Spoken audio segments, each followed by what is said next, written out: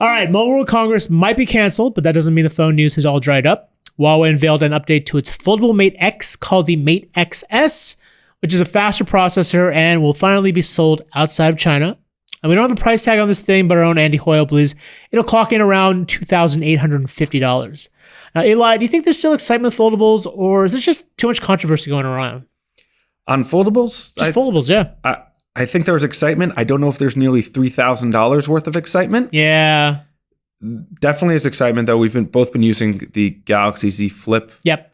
Samsung's new Razr-like. We've been sort of juggling the Razr and the Z Flip a little bit here in the office. Yeah, and I'm excited to see what Huawei's doing because it actually looks really cool. I was reading Andy's story, and the idea that there's less of a crease because of the way it folds, and it folds on itself as opposed to folding down. Yes. Or completely closing like the fold, or folding down like the flip. The fold radius is it's a lot more forgiving. Right. You saw the Mate. Is it the Mate X, Mate 10? What are they doing? They call it the Mate X. I did see the Mate X a couple of times. It looks cool. It folds out, like you said.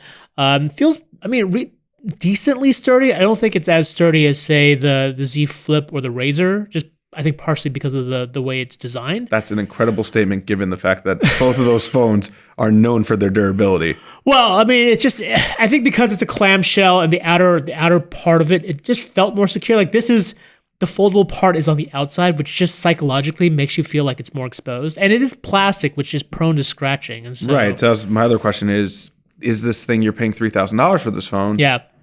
You're going to put it into your pocket, which generally has other things keys. If you can afford $3,000, you have someone hold that phone for you with white gloves. I guess. And when you need it, you summon it. Like a plebe, put it in your pocket with keys, please. Right. For what do you owe? You have someone carry those keys for you too, right? Right. You're not driving. No.